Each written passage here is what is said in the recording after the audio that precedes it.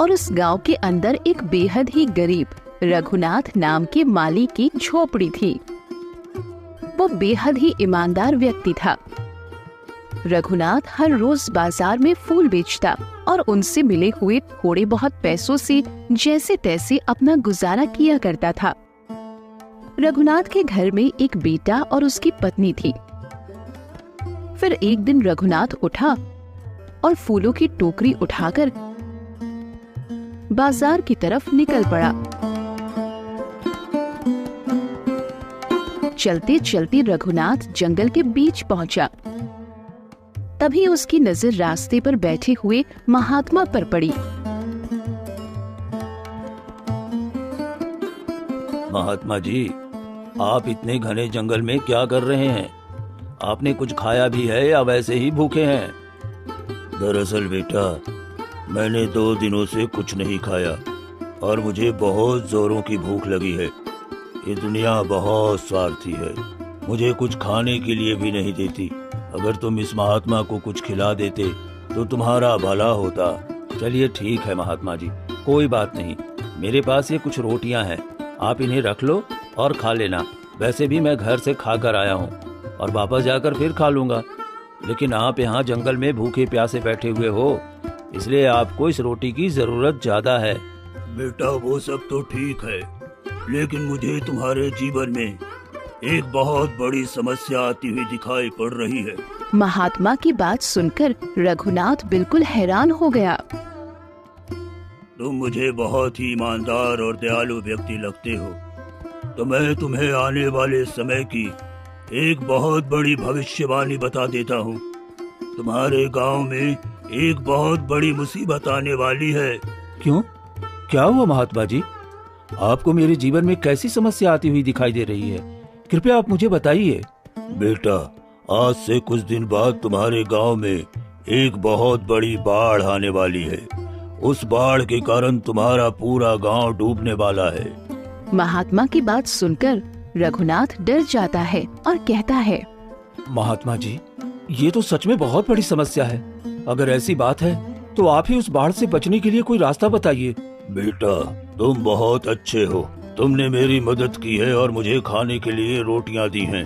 यहाँ से थोड़ी दूर पर एक खास तरह के बांस का जंगल है। वो कोई साधारण बांस नहीं है, बल्कि एक चमत्कारी बांस है। तुम उस चमत्कारी बांस से घर बनाओ और उसी में रहना शुरू करो।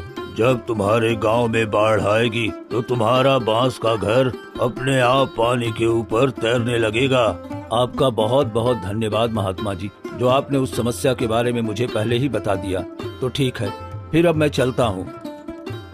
इतना कहकर रघुनाथ वहाँ से जाने लगा।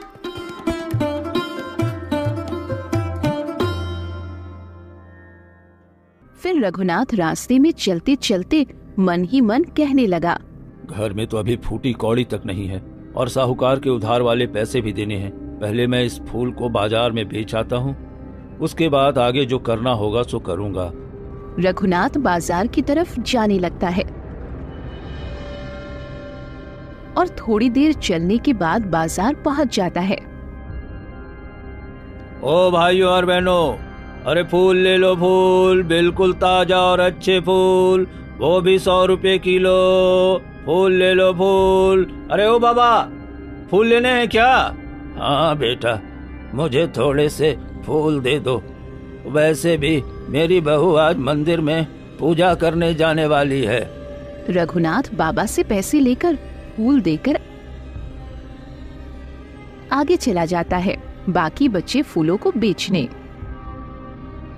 फूल ले लो फूल, बिल्कुल ताजे और अच्छे फूल। इतने ताजे फूल आपको पूरे बाजार में कहीं और देखने को नहीं मिलेगा। फूल ले लो फूल।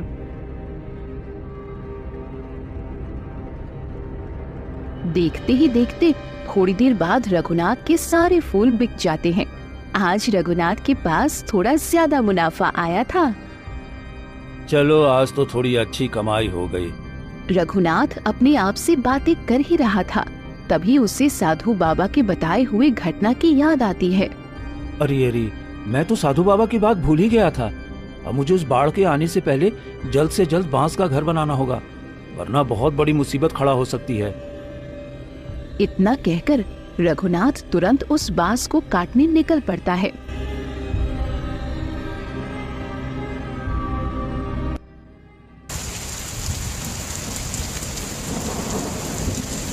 वहीं दूसरी तरफ ममता।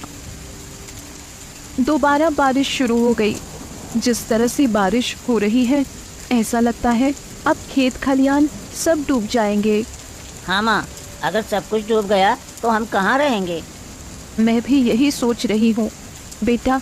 वैसे भी हम जहाँ रहते हैं वो बहुत नीचे की जगह है। माँ, मुझे बहुत डर लग रहा है। तो क्या हम सब डूबकर मर जाएंगे माँ? पता नहीं बेटा, अब आगे जो भगवान चाहेंगे वही होगा। और जरा देख तो, तेरे पापा अभी तक घर नहीं लौटे हैं। मैं जाकर खाना बना लेती हूँ। घर आते ही उन्हें बहुत जोरों से भूख लगी होगी। ममता रसोई में चली गई। तभी उसका पति रघुनाथ आया।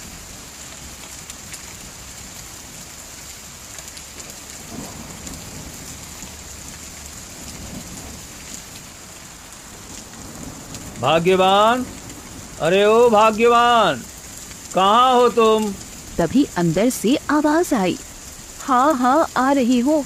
क्यों सांड की तरह चिल्ला रहे हो? फिर थोड़ी देर बाद ममता रघुनाथ के पास आई। मुझे तो लगा कि तुम घर के बारे में भूल ही गए हो। और ये क्या, तुम अपने साथ बांस की लकड़ी क्यों लाए हो? अब तुम्हें इसकी क्या जरूरत पड़ गई? अरे भाग्यवान, तुम देख रही हो ना कितनी जोरों की बारिश हो रही है। अब यही बांस की लकड़ी हमें बारिश से बचाएंगे। ममता रघुनाथ की बात सुनकर हैरान हो गई। अरे अरे, कहीं तुम पागल तो नहीं हो गए हो?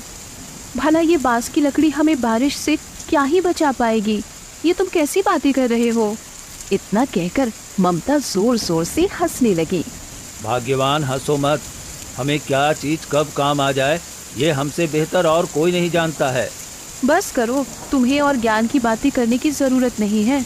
तुम वैसे भी भीगे हुए हो। जाओ और थोड़ा आराम करो, मैं खाना बना लेती हूँ। इतना कहकर ममता रसोई में खाना बनाने चली गई। सोहन बेटा, वो तौलिया लाना जरा। मैं पूरी तरह से भीग गया हूँ। ज़्यादा समय तक ऐसे ही रहा तो बीमार भी पड़ सकता हूँ। ठीक है।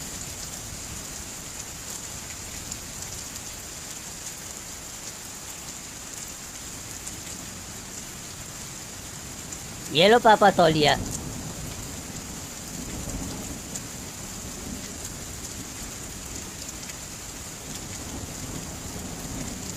दोपहर होते होते बारिश थोड़ी कम हो जाती है।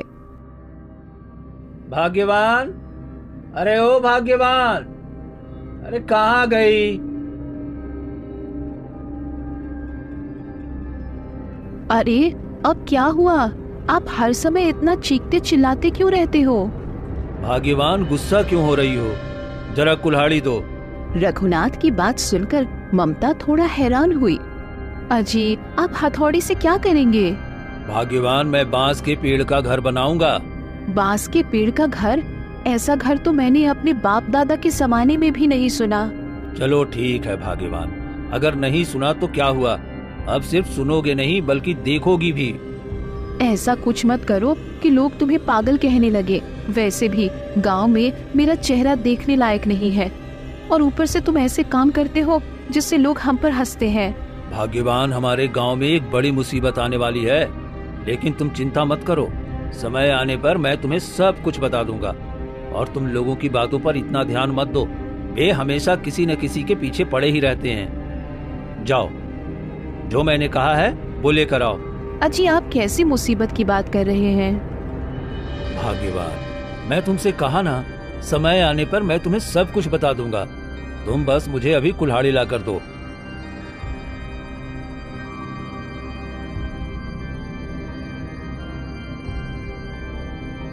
मुझे लगता है तुम बस नाटक कर रहे हो। तुमसे कुछ नहीं हो सकता। लो कुल्हाड़ी और जो मन करे वो करो। रघुनाथ कुल्हाड़ी लेकर आंगन में बांस की लकड़ी काटने लगा। तभी उनका पड़ोसी माधव वहां आया। क्या रघुनाथ भाई, अरे इतने लगन से क्या कर रहे हो? अरे कुछ नहीं भाई, भविष्य के लिए काम कर रहा हूँ। रघुनाथ भाई, भविष्य के लिए काम मतलब मैं कुछ समझा नहीं। हाँ भाई, भविष्य के बारे में सोचना ही तो एक बुद्धिमान व्यक्ति का काम है। ये तो ठीक है, लेकिन इन बांस की लकड़ियों से तुम भविष्य का क्या काम कर रहे हो? मुझे भी तो बताओ जरा, मैं भी तो देखूं। क्या करूं भाई, इन बांसों के पेड़ों से घर बनाने की कोशिश कर रहा हूं। सच में रघुनाथ भाई, तुमने मुझे हंसा सच में रघुनाथ भाई, तुमने मुझे हंसा दिया। क्या ये तुम्हारे भविष्य का काम है? मैंने तो कभी बांस के पेड़ के घर के बारे में सुना ही नहीं। तो तुम इस घर का करोगे क्या? बताओ तो जरा। अरे अरे माधव भाई, हंसो मत। कौन जानता है, एक दिन तुम्हें भी मुझसे मदद मांगनी पड़ सकती है। नहीं रघुनाथ भाई, मेरी जिंदगी में इतना बुरा दिन कभी नहीं आएगा। अब बताओ, तुम इस घर का करोगे क्या? घर का क्या करूंगा भाई, घर में रहूंगा और क्या। सच में रघुनाथ भाई, वैसे ही सब तुम्हें रघुनाथ पगला कहते हैं। तुम्हारे ऐसे काम देखकर तुम्हें पागल ही कहेंगे।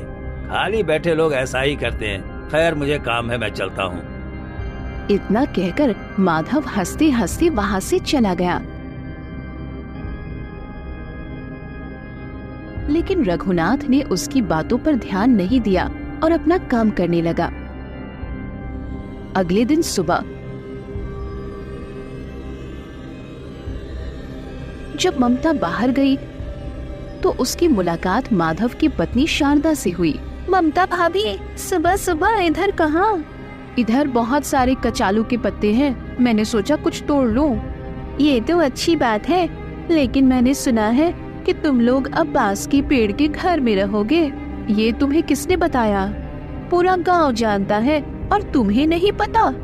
सब लोग रघुनाथ भाई के बांस वाले घर के बारे में सुनकर हंस रहे हैं। मैंने सोचा कि तुम्हारा पति ये कर सकता है।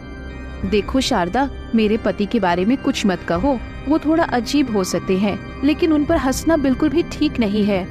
मैंने क्या किया? जो लोग कह रहे हैं मैंने तो वही तुम्हें बताया। वैसे भी ऐसे काम करोगे तो लोग हंसेंगे ही। तुम्हारे साथ बात करके समय बर्बाद करने का कोई फायदा नहीं। इतना कहकर शारदा वहाँ से चली गई और ममता भी गुस्से में घर की तरफ जाने लगी और थोड़ी देर बाद घर पहुंची। मैं इस घर में नहीं रहूंगी। दिन पर दिन इस आदमी की पागलपंती बढ़ती जा रही है। अरे क्या हुआ भाग्यवान, तुम सुबह सुबह इतना चिल्ला क्यों रही हो? चिल्लाऊंगी नहीं तो क्या करूं? क्या मैं भी सबकी तरह तुम पर हंसूं? क्या बात है भाग्यवान, मैंने ऐसा क्या किया जो तुम मुझ पर हंसोगी? क्या तुम्हें नहीं पता तुमने क्या किया है? पूरा गांव जानता है। तुम बांस के पेड़ का घर बना रहे हो और अब से उसी घर में रहोगे। इसमें हंसने वाली क्या बात है? देखो भाग्यवान, मैं जो कर रहा हूँ वो हमारे भले के लिए कर रहा हूँ। हाँ, तो मैं समझाना भी नहीं चाहती। मैं कल ही अपने मायके चली जाऊंगी, फिर आप अकेले ही जो मन करे वो करना। भाग्यवान, शायद तुम समझ नहीं पा रही हो, लेकिन समय आने पर तुम समझ जाओगी और सबकी तरह तुम भी पछताओगी।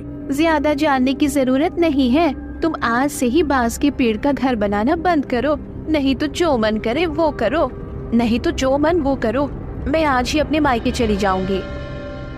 शारदा की बात सुनकर रघुनाथ थोड़ा दुखी हुआ, लेकिन फिर से बांस का घर बनाने में लग गया। तभी बहुत जोरों से बारिश शुरू हो गई। सोहन बेटा, जल्दी अंदर से छाता लेकर आओ। इस तरह से बारिश हो रही है, मुझे जल्दी से घर का काम शुरू करना होगा।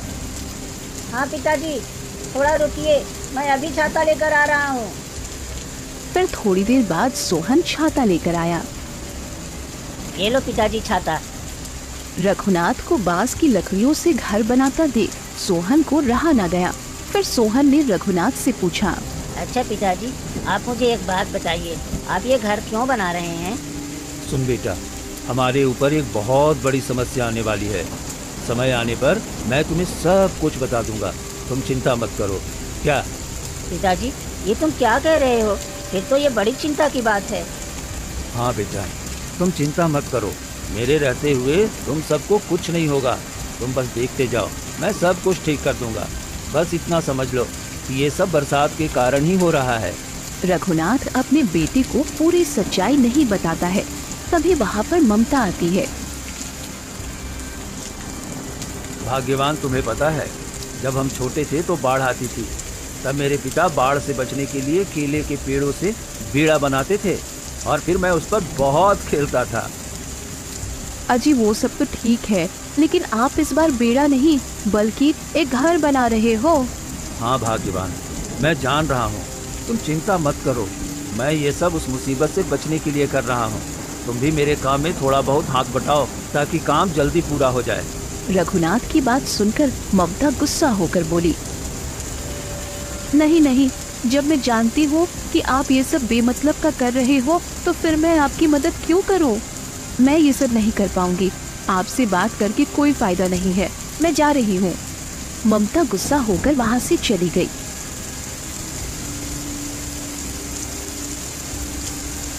रघुनाथ को ये सब बिल्कुल भी अच्छा नहीं लग रहा था, लेकिन वो साधु बाबा के वचन से बंधा हुआ था, इसीलिए सच्चाई किसी को नहीं बता रहा था। रघुनाथ फिर से काम करने लगा। बारिश की गति और भी बढ़ गई। इस तरह कुछ दिनों तक बारिश होने से पूरा गांव पानी से भर गया। हे भगवान, ये क्या हो गया? अब तो पानी ने पूरे गांव को डुबो दिया है। अब हम कहाँ जाएंगे? और घर में भी तो पानी बहुत घुस गया है। चिंता मत करो बेटा, हमारे पास बांस के पेड़ का घर है। ये घर मैंने शौकीनी के लिए नहीं बनाया है। अब हम बाढ़ से बचने के लिए उसी घर में रहेंगे। सोहन अपने पिता की बात सुनकर बहुत खुश हुआ। सच में पिताजी, क्या हम उसी घर में रहेंगे? तब तो बहुत मजा आएगा। हाँ बेटा, अगर तेरी माँ तैयार हो जाए तो फिर हम उसी घर में रहेंगे। ममता ये सारी बातें सुन रही थी। क्या हुआ भाग्यवान, तुम कुछ कह नहीं रही हो? अगर आपका ये बांस से बनाया हुआ घर ना होता तो हम सब भी इस बाढ़ से बच नहीं पाते। मैंने आपको अनजाने में न जाने कितने सारे अपशब्द बोल दिए थे, इसीलिए मुझे माफ कर दीजिए। बस करो, अब और शर्मिंदा होने की ज़रूरत नहीं है। इस घर में अब नहीं रहा जा सकता। वो ज़रूरी सामान लेकर चलो, हम अभी बांस से बने पेड़ के घर में चलते हैं। रघुनाथ अपनी पत्नी ममता और सोहन को लेकर बांस के घर में गया। वहीं दूसरी ओर गांव वाले बाढ़ से परेशान हो गए थे। ये क्या मुसीबत है? ये बाढ़ का पानी तो अब घर में भी घुस गया है। तुम कुछ नहीं कर रहे हो, क्या हम बच्चों के साथ बाढ़ के पानी में डूब जाएंगे? अरे भाग्यवान, ऐसी बुरी बातें क्यों कह रही हो? देखना, जल्द ही सब कुछ ठीक हो जाएगा। अब कुछ नहीं ठीक होने वाला। जरा बाहर देखो, बहुत तेज बारिश हो रही है और पूरे गांव का बुरा हाल है। क्या अभी भी तुम्हें लगता है कि सब कुछ ठीक हो जाएगा? भाग्यवान, अब हम क्या कर सकते हैं? आगे जो होगा सो देखा जाएगा। कल मैंने देखा था बहुत से लोग अपना घर छोड़कर दूसरे गांव में जा रहे थे। चलो हम भी कुछ दिनों के लिए मेरे माँ के घर चलते हैं। अरे अरे, कहीं तुम पागल तो नहीं हो गई हो? क्या कहे जा रही हो? घर बार छोड़कर कहीं जाया जाता है क्या? हाँ, तुम चिंता मत करो, मैं देखता हूँ क्या किया जा सकता है। माधव अपनी पत्नी से बातें कर ही रहा था, तभी उसकी नजर खिड़की से बहुत दूर रघुनाथ के बांस से बने घर पर पड़ती है। माधव ये देखकर हैरान हो जाता है। अरे अरे भाग्यवान, वो क्या है? देखकर लगता है कि ये बांस का घर है। इसका मतलब है कि ये रघुनाथ भाई के बांस का घर है। अब मैं जाकर देखता हूँ। इतना कहकर माधव तुरंत रघुनाथ के घर जाने लगता है। अरे अरे, अब तुम कहाँ जा रहे हो? भाग्यवान, तुम यहीं पे रहो, मैं उधर से आकर तुम्हें सब कुछ बताता हूँ। माधव रघुनाथ के घर पहुँचता है। रघुनाथ भाई, अरे ओ रघुनाथ भाई, जरा घर से बाहर तो निकलो। हाँ माधव भाई, आओ आओ, अंदर आओ। नहीं मतलब, अरे अकला क्यों रहे हो? इतने दिनों तक तुमने सिर्फ मेरे बांस से बने घर के बारे में सुना है। एक बार अंदर आकर देख तो लो। रघुनाथ माधव को लेकर घर के अंदर जाता है। अंदर का नजारा देखकर माधव बहुत हैरान होता है। अरे बाप रे, ये तो पूरी तरह से एक असली घर जैसा है। हाँ माधव भाई, शुक्र है कि आपके पड़ोसी ने बुद्धि लगाकर यह घर बनाया, इसीलिए तो हम इस बाढ़ में भी अच्छे हैं। अगर यह घर ना होता तो हम इस भयानक बाढ़ में डूबकर मर जाते। माधव भाई, आए हो तो दोपहर का खाना खा कर जाओ। मैंने खाना बनाया है। क्या भाभी, यहाँ तो खाना बनाने की भी व्यवस्था है। हाँ भाई, यही सारी व्यवस्था है। तुम्हारी भाभी ने कहा है कि आज तुम हमारे घर खाना खाकर ही जाओगे, तो तुम जल्दी से जाओ और हाथ मुंह धोकर आओ, तब तक हम सब खाना परोसते हैं।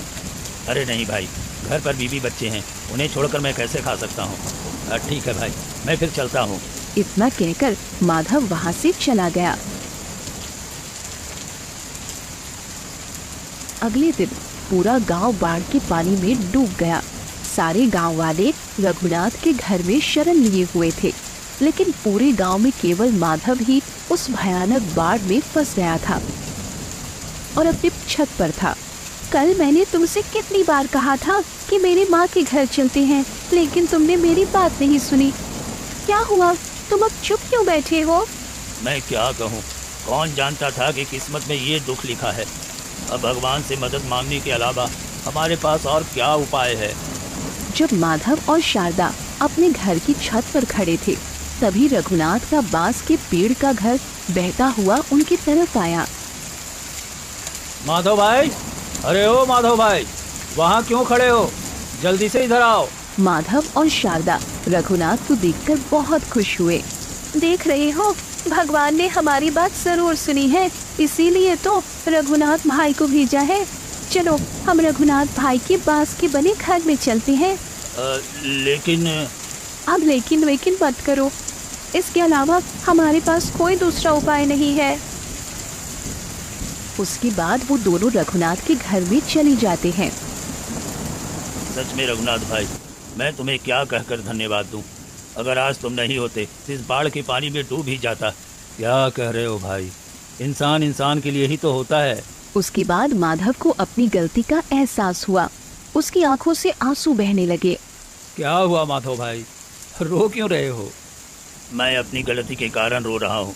मैंने बिना सोचे समझे तुम्हारा कितना मजाक उड़ाया, यहाँ तक कि बांस के पेड़ का घर बनाने के लिए तुम्हें पागल तक कह दिया। लेकिन आज तुमने और तुम्हारे इस बांस के पेड़ के घर ने हमें बचा लिया। मुझे माफ़ कर दो भाई, मुझे माफ़ कर दो। ममता भाभी, आप भी मुझे माफ कर दो। उस दिन मैंने बिना सोचे समझे आपका भी मजाक उड़ाया था। अब जाने भी दो शारदा बहन, जो होना था सो तो हो चुका। वैसे भी मैंने कुछ बुरा नहीं माना। रघुनाथ भाई, अब सब कुछ तो ठीक हो चुका है, लेकिन मुझे एक बात समझ में नहीं आ रहा। वो कौन सी बात है भाई, जरा बताओ तो। भाई, तुम्हें कैसे पता चला कि गांव में बाढ़ आने वाली है? हाँ जी, यही बात मैं आपसे पूछने वाली थी, लेकिन पूछ नहीं पाई। जरा बताओ तो, आपको बाढ़ के बारे में कैसे पता चला? दरअसल भाग्यवान, कुछ दिनों पहले ही मुझे जंगल में एक साधु बाबा मिले थे। उन्होंने ही मुझे इस भयानक बाढ़ के बारे में बताया था। फिर उन्होंने बताया कि जंगल में बांस की लकड़ी से एक घर बनाओ, यही घर तुम लोगों को बाढ़ से बचा सकती है। लेकिन रघुनाथ भाई, साधु बाबा ने जब आपको पहले ही सब कुछ बता दिए थे, तो फिर आपने हम सबको इसके बारे में क्यों नहीं बताए? दरअसल साधु बाबा ने हमसे एक वचन लिया था कि तुम इस बाढ़ के बारे में किसी को नहीं बताओगे, क्योंकि ये नियति के खिलाफ है। बस इसलिए मैंने तुम सबको कुछ नहीं बताया। सुनो माधव भाई, मैंने जो कुछ भी किया सोच समझ कर किया। हमें भविष्य में आने वाले खतरों के बारे में सोचना चाहिए और उनसे बचने के लिए पहले से ही उपाय तैयार रखने चाहिए। शारदा भाभी, मैं भी अपने पति की वजह से कितनी बार शर्मिंदा हुई हूँ, लेकिन आज मुझे एहसास हो रहा है कि उन्होंने जो कुछ भी किया वो सब हमारे भले के लिए ही था। सिर्फ तुम्हारे लिए नहीं, मैंने पूरे गांव के भले के लिए ये सब किया। इसलिए आज हम पूरे गांव को बाढ़ से बचाएंगे और मेरे इस घर में सबको तब तक रहने देंगे जब तक बाढ़ पूरी तरह से ठीक नहीं हो जाती। सच में रघुनाथ भाई, मैं तुम्हें जितना देखता हूँ उतना ही प्रभावित होता हूँ। तुम जैसा इंसान कोई नहीं है। बस करो, मेरी तारीफ करने की ज़रूरत नहीं है। चलो हम अपने काम में लग जाते हैं। आज ही सबको बचाना है। क्या तुम कर पाओगे? हाँ भाई, क्यों नहीं कर पाऊँगा, ज़रूर कर पाऊँगा। तुम्हारे इस महान उद्देश्य को सफल बनाने के लिए जो कुछ भी जरूरी होगा वो मैं सब करूँगा। रघुनाथ और माधव ने मिलकर गांव के सभी लोगों को बाढ़ से बचाया और उन्हें बांस के पेड़ के घर में शरण दी।